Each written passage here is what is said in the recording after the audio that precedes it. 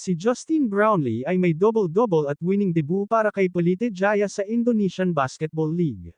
Yan ang pag-uusapan natin sa video na ito kaya kung bago ka pa lang sa aking channel baka pwede ipakipindot subscribe button pati na notification bell para palagi ka updated sa mga susunod ko video. Salamat po.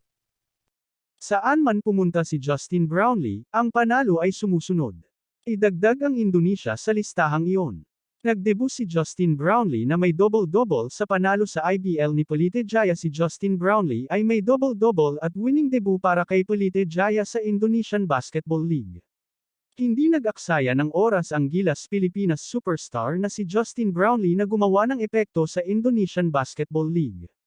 Sa kanyang unang laro pa lamang kay Pelite Jaya, agad na ipinakita ni Brownlee ang kanyang mga paninda at pinalakas ang Jakarta Baseball Club sa dominanteng 85-67 panalo laban sa Rans Simba Bogor noong Sabado ika-23 ng Marso.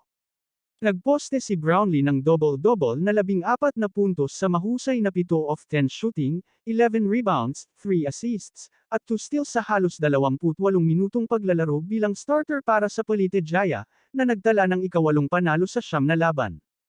Salamat sa mainit na mga kamay ni Brownlee sa second quarter, nagawa ni Pelite Jaya na bumuo ng mapagpasyang 45-36 halftime na kalamangan laban sa Rans Simba matapos maghabol ng 2 puntos sa pagtatapos ng opening period. Nagdebut si Justin Brownlee na may double-double sa Pelite Jaya 14 at 11 para kay Justin Brownlee sa kanyang debut sa IBL. Nagwagi si Brownlee sa Indonesian Basketball League noong Sabado, kung saan naitala ni Pelite Jaya Jakarta ang nakakumbinsi na 85-67 tagumpay laban sa Rans Simba. Nagsimula ang super import ng Hinebra para kay Pelite Jaya at nagtala ng solidong 14 na puntos, 11 rebounds, 3 assist at 2 steals. Si Brownlee ay bumaril ng 70% mula sa field at naglaro ng halos 28 minuto. Talagang tumabla si JB sa pangunguna ng koponan, kung saan si Thomas Robinson ay umiskor din ng 14 na puntos, kahit na wala sa bench. Nagdagdag si KJ McDaniels ng 13 para sa Jakarta, habang sina M. Reza Fadani Gontera at Akara Prastawa Dioksa ay nag-round out ng double-digit na scoring na may 11 at 10 puntos ayon sa pagkakasunod.